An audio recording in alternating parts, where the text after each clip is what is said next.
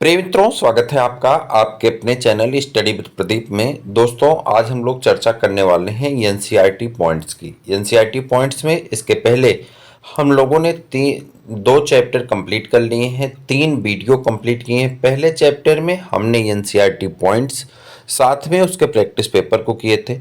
दूसरे चैप्टर में हमने एनसीईआरटी पॉइंट्स को अलग किया था और उसके एमसीक्यूज को अलग किए थे। यह तीसरा चैप्टर है जिसमें एनसीईआरटी पॉइंट्स को करेंगे और फिर इसके प्रैक्टिस पेपर को भी करने वाले हैं। आपको बता दें, ईएमआरएस का पूरा सिलेबस क्लास 11th और 12th का जो सिलेबस है वही है। पटना टीजीटी पीजीटी यानी बिहार टीजीटी पीजीटी की अगर हम बात करें तो जो सिलेबस है आपका सेम है जो आपका 11th 12th का कोर्स है। हालांकि लेवल आपका हाई होगा। उन्होंने कहा कि हम पोस्ट ग्रेजुएट लेवल का, यूजी ग्रेजुएट यानी अंडर ग्रेजुएट लेवल का हम पेपर बनाएंगे, लेकिन सिलेबस वही टॉपिक है। उसी प्रकार से उत्तर प्रदेश की अगर बात करें तो उन्होंने भी ये कहा है कि हमारा एनसीईआरटी बेस्ड पेपर होगा। वहीं पे एलटीजीआईसी में भी ज़्यादातर सिलेबस एनसीईआरटी से मैच करके आते हैं। तो उसी को ध्यान में रख करके एनसीईआरटी पॉइंट की यह श्रृंखला स्टार्ट की गई है। इस श्रृंखला की खास विशेषता ये है कि हमने एनसीईआरटी से उन चीज़ों को निकाला है जो प्रश्नों के माध्यम से अभी तक एग्जामों में आते रहे। जैसे जैसे हम आगे बढ़ते जाएंगे इनमें चीज़ों को ऐसे देखेंगे कि इसमें कई ऐसे टॉपिक्स हैं जो लगातार प्रश्नों में रिपीट होने वाले हैं और ये आपके लिए बहुत बेनिफिशियल है। अभी आप खुद देखेंगे अपने आपसे कि कितना बेनिफिशियल चीज़ें यहाँ पे रखी गई हैं, प्रश्नों में पूछी गई चीज़ें। एनसीईआरटी पॉइंट्स सिर्फ एनसीईआरटी के नाम पे पड़ा है, बल्कि इसके पॉइंट्स जो हैं वह एग्ज़ाम को रिलेट करते हुए बनाए गए हैं। तो स्टार्ट करते हैं बिना वक्त गंवाए। और मैं संभावित हूँ कि आप सब चैनल को सब्सक्राइब किए हैं और ना सिर्फ सब्सक्राइब किए हैं बल्कि अपने मित्रों को भी शेयर करेंगे और लाइक वीडियो को अवश्य करिएगा। चलिए, तो आज हम लोग पढ़ते हैं प्लांट किंगडम के बारे में। आपको याद होगा, पहले प्लांट किंगडम पे एक नज़र डाल लेते हैं। प्लांट किंगडम का ये क्लासिफिकेशन हमारे सामने दिखाई पड़ रहा है, जिसमें प्लांट को हम लोगों ने 2 भागों में डिवाइड किया। सबसे पहला भाग जो होता है, वैसे तो जनरली हम लोग कह देते हैं प्लांट में 5 डिवीजन होते हैं और उन डिवीजन को हम लोग नॉर्मली ऐसे बता देते हैं: थाइलोफाइटा, ब्रायोफाइटा, टेरिडोफाइटा, जिम्नोस्पर्म, एंजियोस्पर्म। लेकिन अगर हम उसे थोड़ा सिस्टमेटिक मैनर से करते हैं तो ये चीज़ें हमारे पास आती हैं और यहाँ से हम प्रश्नों को बड़े इजीली सॉल्व कर पाते हैं। कई बार कंपैरेटिव क्वेश्चंस आते हैं और उन कंपैरेटिव क्वेश्चंस को सॉल्व करने के लिए आवश्यक हो जाता है कि हम ऐसी चीज़ों के ऊपर गौर करें और ऐसी चीज़ों को स्थिरता से पढ़ने की आवश्यकता है। देखिए, यहाँ पे दिया गया है cell and tissue not highly organise, यानी सेल और टिश्यू तो पाए जाएंगे बट ये ऑर्गेनाइज नहीं होंगे। ऑर्गेनाइज ना होने का मतलब है कि मल्टी सेलुलर लेवल का ऑर्गेनाइजेशन है, बट जो टिश्यू का फॉर्मेशन होना शुरू तो हो गया, लेकिन यह टिश्यू एक दूसरे को बहुत अच्छे सपोर्टिव नेचर के नहीं है। ऐसी कंडीशन में जो हमारे पास प्लांट बनता है उसे हम लोग एल्गी कहते हैं। और आपको याद होगा, एल्गी को ही किस में रखा जाता है? थैलोफाइटा के अंतर्गत रखा जाता है। थैलोफाइटा मीन्स होता है, आपके बुक में चूंकि थैलोफाइटा दिया है एनसीईआरटी में, लेकिन यहाँ पे लिखा गया ये एल्गी। थैलोफाइटा मीन्स होता है रूट स्टेम लीफ का एब्सेंट होना। यहाँ पे रूट स्टेम लीफ नहीं पाया जाता। इसमें वन सेल्ड स्टेज की भी आती, जैसे क्लेमाइडोमोनास है, और मल्टी सेलुलर भी होते हैं, जैसे कि बहुत से हैं जो आपके मल्टी सेलुलर होते हैं। इस तरफ आते हैं, टिश्यू सेल ऑर्गेनाइज्ड मैनर में पाए जाते हैं और फंक्शनल स्ट्रक्चर के रूप में कार्य करते हैं। कह रहा है नो वास्कुलर बंडल, कोई भी वास्कुलर बंडल नहीं पाया जाता। वास्कुलर बंडल क्या होता है? Presence of xylem and phloem. तो पित्त का पाया जाना, जाइलम एंड फ्लोएम का पाया जाना वास्कुलर बंडल कहलाता है। आप सब जानते हैं जाइलम जो होता है वह वाटर के कंडक्टिविटी के लिए जाना जाता है और फ्लोएम जो होता है वो फूड के कंडक्टिविटी के लिए जाना जाता है। तो यहाँ पे वाटर जो वास्कुलर बंडल हैं नहीं पाए जाते हैं। और वास्कुलर बंडल किस में नहीं पाया जाता? तो ब्रायोफाइटा में नहीं पाया जाता। और ब्रायोफाइटा का अगर हम एग्जाम्पल की बात करें तो आप सब जानते हैं मॉसेस इसके एग्जाम्पल के रूप में जाने जाते हैं। वास्कुलर बंडल जिसमें पाए जाते हैं, ऐसे पौधों को हम लोग दो तरह से रखते हैं। एक पौधा ऐसा होता है जिसका डिस्पर्सल यानी जो सीड का जर्मिनेशन होगा, सीड डिस्पर्ट करेगी, तो आप सब जानते हैं टेरिडोफाइटा के अंतर्गत होता है, जिसमें हार्सटेल आता है, फर्न आता है, सिलेजनेला आता है, ठीक, लाइकोसिडा आता है। और वहीं पे अगर हम बात करें डिस्पर्स्ड बाय सीड, यहाँ पे स्पोर के माध्यम से डिस्पर्सन हो रहा है, यहाँ पे सीड के माध्यम से डिस्पर्सन हो रहा है। सीड का फॉर्मेशन दो तरह से होता है, जिसके ऊपर सीड कोट पाई जाती है सीड इनक्लोज्ड कहते हैं, और जिसके ऊपर सीड कोट नहीं पाई जाती उसे सीड इन नॉट इनक्लोज्ड कहते हैं। सीड जो नेकेड होती है, जो सीड कोट से कवर्ड नहीं होती, ऐसे सीड को हम लोग क्या कहते हैं, हम लोग जिम्नोस्पर्मी कहते हैं, या जिम्नोस्पर्म के पौधे में कहा जाता है, जिसमें साइकस आता है, पाइनस आता है। वहीं पे अगर हम फ्लावरिंग प्लांट की बात करें जिसका नाम एंजियोस्पर्म है, एंजियोस्पर्म में सीड जो है वो इनक्लोज्ड होती है, यानी सीड कोट से ढकी होती है। और जब अगर सीड कोट से ढकी है तो ये आप जानते हैं कि ये बहुत प्रॉफिटेबल होता है, बेनिफिशियल होता है, तो ये आपका एंजियोस्पर्म हो जाता है। अब अगर हम नज़र डालें तो यहाँ पे हमें एल्गी मिल गया, एल्गी को हम लोग थैलोफाइटा के अंतर्गत रखते हैं।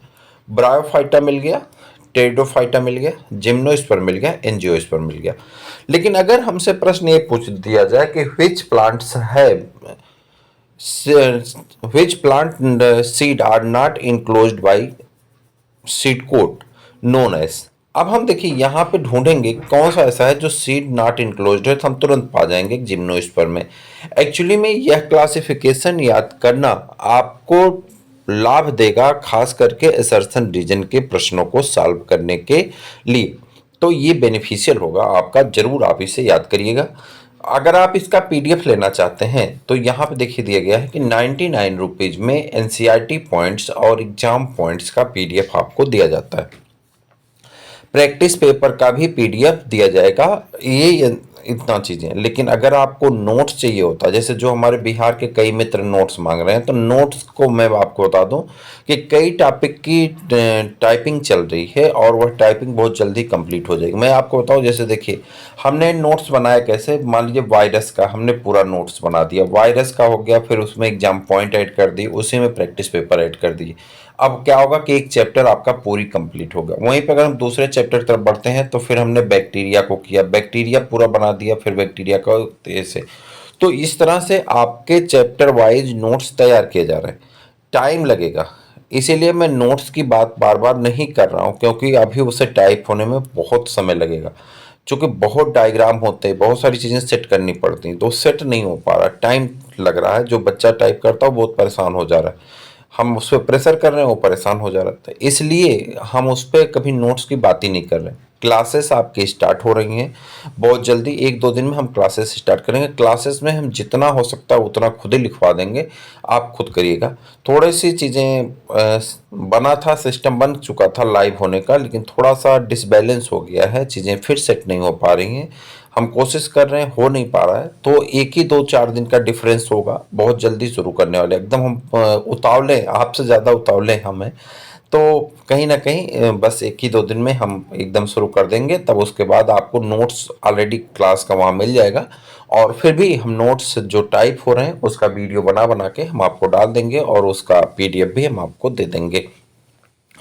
लेकिन एग्जाम पॉइंट्स और एनसीईआरटी पॉइंट्स आप 99 रुपीज़ में प्राप्त कर सकते हैं। चलिए, अब यहाँ पे टॉपिक है क्लासिफिकेशन। देखिए क्लासिफिकेशन में क्या है, the kind of Plantae classified into algae, bryophyta, अभी आपने देखा, टेरिडोफाइट्स, जिम्नोस्पर्म्स और angiosperm.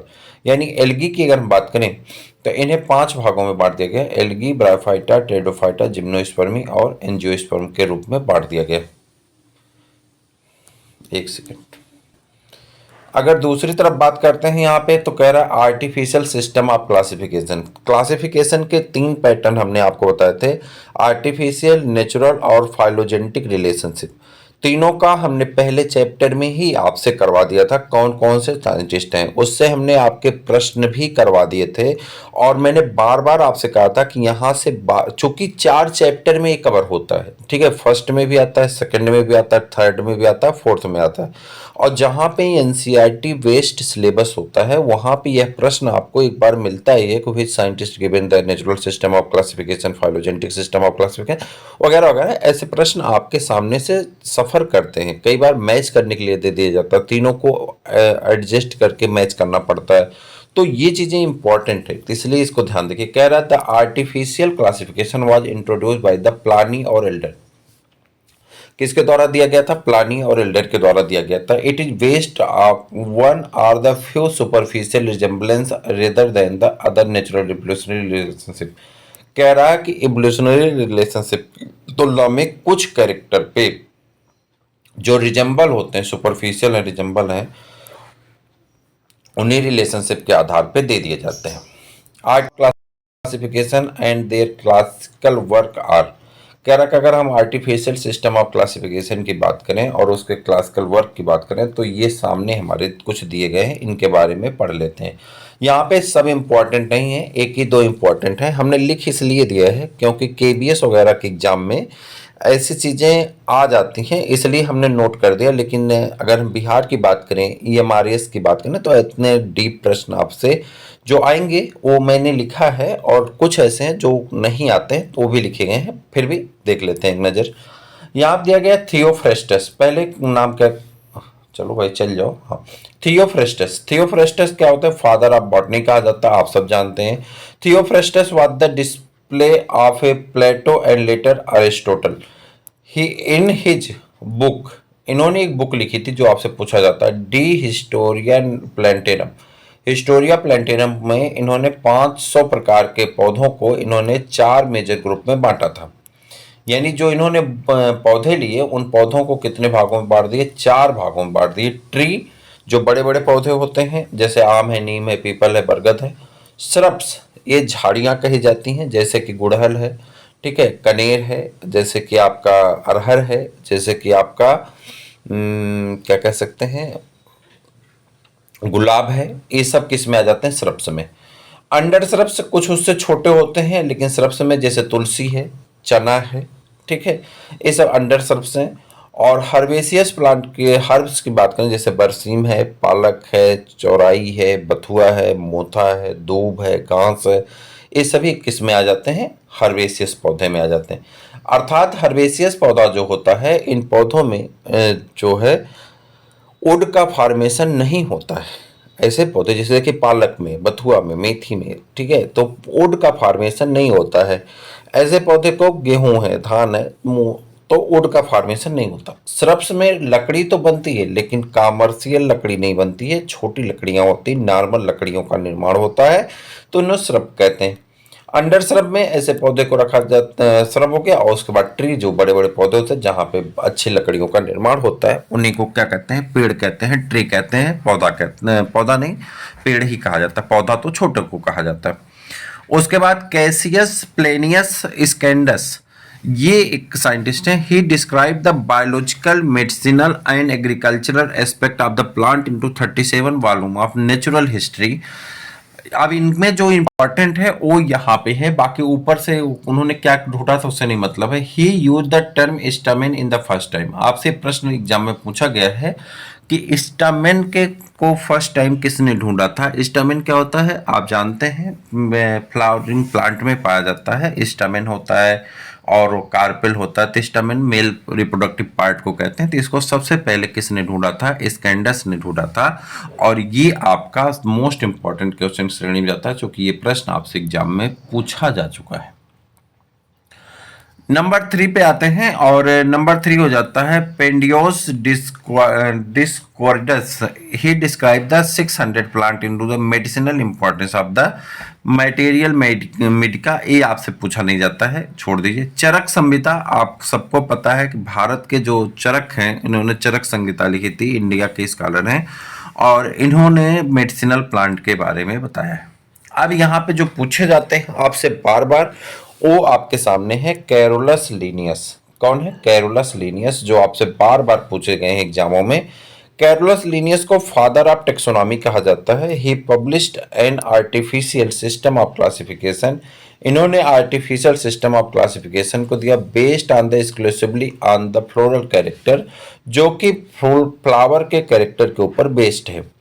Linnaeus published several manuscripts, includes Hortus Clephotinus and genus Plantarum. In his genera Plantarum, he listed the plant genera known to him. He established binomial nomenclature. इन्होंने binomial nomenclature के बारे में भी बताया था। Natural system of classification, ऐसे scientist जो natural system of classification को देते हैं उन्हें क्या कहते हैं? Natural system of classification. The English naturalist, अगर हम अंग्रेज की बात करते हैं, अंग्रेज प्राकृतिकविद हैं जॉन रे। क्या नाम है? जॉन रे हैं, अंग्रेज के प्राकृतिकविद हैं John Ray. Was first systematics to form the elaborate structural likeness based on the classification. He published accurate description of 18,000 plants in 3 volume of book Historia Generalis Plantarum. सबकी बुक लगभग मिलती जुलते नाम से हैं, तो थोड़ा सा परिश्रम करने की जरूरत है इनके बुकों को पढ़ने की। देखिए यहाँ पे कौन कौन है? जॉन रे हैं, इंग्लिश नेचुरलिस्ट हैं। इन्होंने क्या किया था? एक पुस्तक लिखी, सिमिलैरिटी और डिसिमिलैरिटी के आधार इन्होंने बनाया था, ऑब्जर्वेशन किया था, और हिस्टोरिया प्लांटेरम नामक बुक में इन्होंने इसे पब्लिश किया था। मिचेल एडेंसन है, ये मिचेल एडेंसन जो है बॉटनिस्ट हैं, और इन्होंने क्लासिफाई किया था प्लांट और एनिमल को using the character of possible and natural classification के माध्यम से। अब जो आपसे पूछे जाते हैं वो दोनों पूछे नहीं जाते हैं। George Bentham and Joseph Dalton Hooker, ये आपसे पूछे जाते हैं, जो कि यूपी बोर्ड की अगर हम बात करें, यूपी के टीजीटी पीजीटी एलटीजीएससी की, तो यहाँ पे आपको ये क्लासिफिकेशन भी पढ़ना है। जोसेफ और डाल्टन का क्लासिफिकेशन आपको पढ़ना है, तो उसके बेसिस पे दिया गया है। कह रहा है दीज टू इंग्लिश बॉटनिस्ट, ये 2 इंग्लिश के बॉटनिस्ट हैं, classified plant based of the original study of the specimen. He published their scheme of the classification in the genera plantarum. Phylogenetic system of classification, he organized with the similar structures but did not to genetic relationship. In 1809 यानी 1809 में Jean Baptiste D Lamarck यानी Lamarck द्वारा introduce the concept of the organic evolution. Organic evolution का concept Lamarck के द्वारा 1809 ईस्वी में दिया जाता है। 1859 ईस्वी में चार्ल्स डार्विन एक्सप्लेन करते हैं with the good deal of the evidence of the evolution. Evolution का एक अच्छा प्रमाण प्रस्तुत करते हैं और नेचुरल सिलेक्शन के बारे में बताते हैं। नेचुरल सिलेक्शन थ्योरी किसकी है? तो आपकी कहेंगे नेचुरल सिलेक्शन थ्योरी है चार्ल्स डार्विन की। और वहीं पे अगर ऑर्गेनिक इवोल्यूशन थ्योरी पूछा जाए तो आप कहेंगे ऑर्गेनिक इवोल्यूशन का कॉन्सेप्ट दिया गया था लैमार्क के द्वारा। The evolutionary relationship of organism is known as the phylogenetic classification। अगर किसी के इवोल्यूशन के रिलेशनशिप की बात हम करते हैं तो ऐसे क्लासिफिकेशन को हम लोग कहते हैं फाइलोजेनेटिक क्लासिफिकेशन। यानी अगर आपसे पूछा जाए कि कोई ऑर्गेनिज्म है वो इवोल्यूशनरी डेवलप्ड हो रहा है और उसके ग्रुप में ये डेवलप हो रहा है, तो कौन सा रिलेशनशिप होगा? तो आप विदाउट हेजिटेशन ये कह सकते हैं this is the called phylogenetic classification. ऐसे क्लासिफिकेशन को हम लोग फाइलोजेनेटिक क्लासिफिकेशन के अंतर्गत पढ़ते हैं। It is introduced by the Engler and Prantl. इनको अगर इंट्रोड्यूस करने की बात करते हैं तो इंट्रोड्यूस किया गया था एंगलर और प्रांटल के द्वारा, जो कि आपसे पूछे जाते हैं। और इवोल्यूशनरी फैमिली ट्री का भी डायग्राम इनके द्वारा ड्रा किया गया है। A.W. आइसलर ये जर्मन के बॉटनिस्ट हैं और इन्होंने फाइलोजेनेटिक सिस्टम ऑफ क्लासिफिकेशन दिया था, पब्लिश किया था 3rd एडिशन में। और इन्होंने क्या किया था इसके बारे में बताया था। Adolf Engler and Karl Prantl, जिनके बारे में अभी हम ऊपर पढ़ रहे थे, ये 2 जर्मन के बॉटनिस्ट हैं। इन्होंने प्लांट के बारे में बताया, एवोल्यूशनरी सीक्वेंस के बारे में। Started the simple flowering plant relationship, और पौधों का सिंपली फ्लावर से रिलेशनशिप के बारे में भी बताते हैं। इसके बाद है जॉन हचिंसन, ये ब्रिटिश के बॉटनिस्ट हैं, पब्लिश है the classification of the botanical review. और उसके बाद आर्थर्स कॉन्क्वेस्ट हैं, ये पब्लिश है classification of the integrated system of classification of flowering plant. Classical and new systematics from the earliest time of the to the time of Linnaeus is known as the classical systematics, and that of the post Linnaeus periods as the new systematics. Classical systematics, three main system of classification of organism were proposed in the era of the classical systematics: practical, artificial and natural. तीन method पे बात हो रही, practical method पे, artificial और natural method पे। New systematics की बात करें, the term new systematics was proposed by the sir Julius Huxley. नई सिस्टमैटिक्स किसके द्वारा दिया गया था? सर जूलियस हक्सले के द्वारा 1940 में। उसके बाद फॉर्म द फ्यू सिस्टमैटिक्स, कुछ सिस्टमैटिक्स ऐसे हैं जैसे कि morphotaxonomy he based on the natural feature of the organ, ये नेचुरल फीचर पे डिपेंडेंट है। साइटोटेक्सोनॉमी किस पे? It is the based of the cytology study, cytology की स्टडी पे, include size, structure, number, chromosome as well as the behaviour of the chromosome during the meiosis and the classification purpose. Biochemical taxonomy और chemotaxonomy, biochemical taxonomy और कीमोटेक्सोनॉमी एक किस पे based है? Protein पे, serum पे, एनालिसिस पे, chemical constituent of the organism. अगला है आपका numerical taxonomy, it involve the quantitative assessment of similarity and difference in order to make objective assessment. Characters of the organism are given equal weight and relationship of the organism are numerically determined, usually with the aid of the computer. Experimental taxonomy systematics laboratory studies पे आधारित हैं। ये भी प्रश्न आपसे नहीं पूछे जाते हैं, जैसे इसमें साइटोलॉजी, फाइटो केमिस्ट्री इत्यादि चीज़ें हैं। मॉलिकुलर फाइलोजेनेटिक्स की बात करते हैं तो मॉलिकुलर बेसिस पे आपके आधारित होते हैं।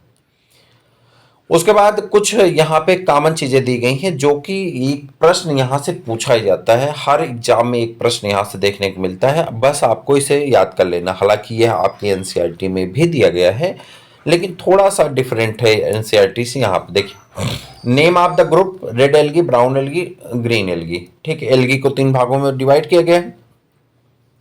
फोटोसिंथेटिक पिगमेंट दो तरह का, एक क्लोरोफिल के आधार पर हो सकते हैं, एक अदर हो सकते हैं, और कई बार अदर से ही प्रश्न पूछे जाते हैं आपके। वहीं पे अगर इधर आ जाए स्टोरेज मटेरियल, तो ये आपके स्टोरेज मटेरियल है और कॉम्प्लेक्सिटी क्या होती है वो भी यहाँ पे दिया गया है। सबसे पहले बात करते हैं रेड एल्गी में। रेड एल्गी में आप देखिए डी आता है लास्ट में, तो डी और डी, ए तो कॉमन है, ए और डी किस में पाया जाता है? रेड एल्गी में। और रेड एल्गी का क्लोरोफिल ए और डी होता है। वहीं पे अगर हम ब्राउन एल्गी की बात करें तो ब्राउन, जैसे आप देखे होंगे कि जो दिल्ली बम्बई रहते हैं, जो एसी में ज़्यादा रहते हैं, वो ब्राउन हो जाते हैं। तो एसी में रहने वाले काले थे, गोरे हो रहे हैं, तो काले और गोरे के बीच का जो कॉम्बिनेशन आता है वो भूरा होता है। ठीक है, तो आप गोरे हो रहे हैं तो गोरे होने के लिए क्या हो रहा है कि एसी में रहते हैं, और एसी में जब रहते हैं तो एसी में रहने वाला व्यक्ति कैसा हो जाता है? भूरा हो जाता है। तो एसी में ब्राउन एल्गी आते हैं। और ए बी तो सब लोग जान रहे हैं ग्रीन एल्गी के लिए होता है, तो A B green, A C brown, A D red. ठीक, अब आ जाइए, जो रेड एल्गी होते हैं इसमें और पाए जाते हैं phycobilin or, phycoerythrin or, phycocyanin. ये तीन तरह के पिगमेंट पाए जाते हैं, phycobilin or, phycoerythrin अथवा आर फाइकोसाइनिन। ये तीन होते हैं, या तो phycobilin, or phycoerythrin, or phycocyanin. यहाँ पाए जाते हैं स्पेशल कैरोटीन पाए जाते हैं डी वाले में, और जैंथोफिल्स पाए जाते हैं। अगर हम ग्रीन वाले की बात करते हैं तो ग्रीन वाले में आ जाता है alpha, beta, or carotene, lycopene and special xanthophylls, जिसमें ल्यूटीन है, जैंथीन है, बेलाथीन है और नेक्सोथीन है, ये सभी आ जाते हैं। भोजन स्टोर करने के आधार पर रेड एल्गी फ्लोरिडियन स्टार्च को, brown algae lipid laminaria starch, ठीक है, और स्टार्च को, और ये ग्रीन एल्गी स्टार्च को। Red algae mostly unicellular multicellular होते हैं, और जो ब्राउन एल्गी होते हैं मल्टीसेलुलर होते हैं। माफ करिएगा, ग्रीन एल्गी जो होते हैं वह भी आपके यूनिसेलुलर भी हो सकते हैं और मल्टी सेलुलर भी हो सकते हैं। कुछ इंपॉर्टेंट चीज़ें हैं जो आपके एनसीईआरटी में नहीं दिया गया है, हम लोग इसको पढ़ लेते हैं क्योंकि यहाँ से प्रश्न आपके पूछे जाते हैं। पूछ लेता है कौन सा ट्रू मास है कौन सा नहीं है। तो देखिए यहाँ पे नेम है और कुछ कॉमन मास दिए गए, जैसे फ्यूनेरिया फ्यूनेरिया फ्यूनेरिया को कॉर्ड मास के नाम से जाना जाता है। स्फेगनम को पीट मास, बॉग मास, ट्रफ मास कहते हैं। पॉलीट्राइकम को हेयर कैप मॉस कहते हैं। पोनोनेटम को क्या कहते हैं, मेडेन हेयर मॉस कहते हैं। एंड्रेरिया को ग्रेनिटी मॉस कहते हैं, और उसके बाद ग्रेमिया को ब्लैक मॉस कहा जाता है, और टर्टेला को ट्विस्टेड मॉस के नाम से भी जानते हैं। The masses which is not true mass, कुछ मासेस ऐसे हैं जो अलग अलग फैमिली के हैं लेकिन उन्हें मास उनके शब्द में लगा, जैसे क्लब मास। क्लब मास लाइकोपोडियम कहते हैं और ये होता है टेरिडोफाइटा का मेंबर। वहीं पे सिलेजनेला को स्पाइक मास कहते हैं, ये भी टेरिडोफाइटा है। सिलेजनेला रिपिस्ट्रिस को बर्ड्स नेस्ट मार्क्स कहा जाता है, ये भी टेरिडोफाइटा का मेंबर। साइलेंस इक्वेलिस को कैंपेनियन मॉस कहते हैं जो कि एंजियोस्पर्म का है। वहीं पे टिलेंडियसिया को स्पिनास ल्यूसिना फ्लोरिडिया मास कहते हैं, ये भी एंजियोस्पर्म का है। वहीं पे अगर आप आ जाएं ग्रेसिलेरिया लाइकिनोइड्स को साइलोन मास कहते हैं, ये रेडेल्गा है। और कॉन्ड्रियस क्रिस्पस को जो है एरिस मास, सी मॉस, उसके बाद कोरेगीन मास कहते हैं और ये रेडेल्गा है। क्लेडोनिया रेंजिफेरा को हम लोग रेंडियर मास कहते हैं जो कि लाइकेन है, बहुत इंपॉर्टेंट है, बहुत बार ये प्रश्न पूछा गया, क्लेडोनिया रेंजिफेरा।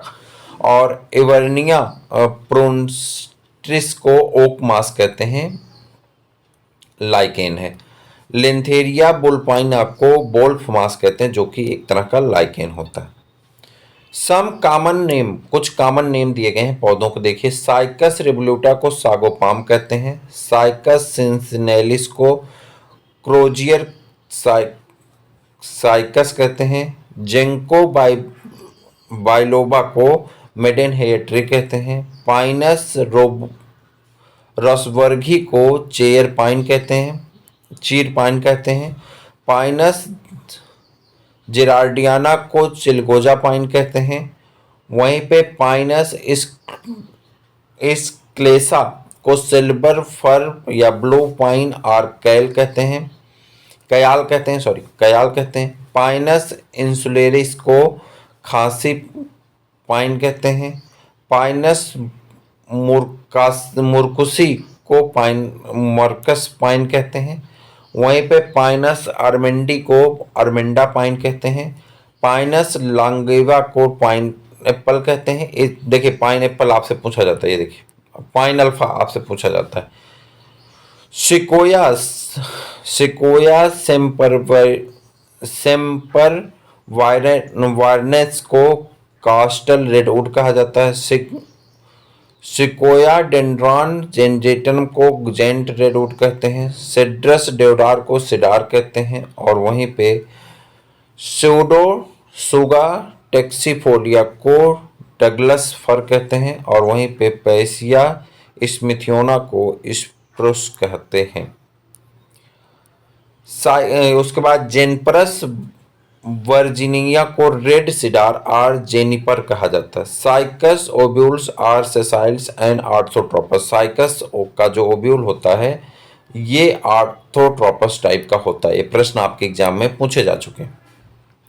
The ovule of Cycas circinalis is the 6 metre wide where as the those are the C thouarsii are 7 metre wide. वहीं पे अगर largest vehicle of the plant kingdom किसका होता है, साइकस फीमेल का। The egg of the cycas is the largest among the all living plants. It about half millimeter diameter in the cercinales. Sperm of Cycas revoluta are the longest in the plant kingdom and measures about the 200 to 300 wide in the top shaped, multinucleated and multiciliated and the spiral band cilia first discovered by the के द्वारा discovered किया गया था। World's tallest gymnosperms tree of the Sequoia sempervirens, Sequoia sempervirens, which measures the about 368 meter 0.5 feet in height, found of the Redwood Park of California. The largest gymnosperm tree क्या कहते हैं उसे, सोडेंड्रॉन कहा जाता है, which is the measures about 13 to 16 metres in diameter. The longest oldest gymnosperm tree in age in the pine longaviia, which is the about 4,900 year old. The smallest gymnosperm is the Gymnea pygmea, which has the underground tuber stem, इसमें tuber का underground stem पाया जाता है। तो ये था आपका जो है एनसीईआरटी पॉइंट्स। अब इसके प्रैक्टिस पेपर बचे हैं जो कि हम लोग अगले वीडियो में करने वाले हैं। तो कैसा लगा जरूर बताइएगा, अपने मित्रों को शेयर करिएगा, लाइक कमेंट करना मत भूलिएगा। फिर मिलते हैं किसी और वीडियो में, तब तक के लिए इजाजत दीजिए। जय हिंद।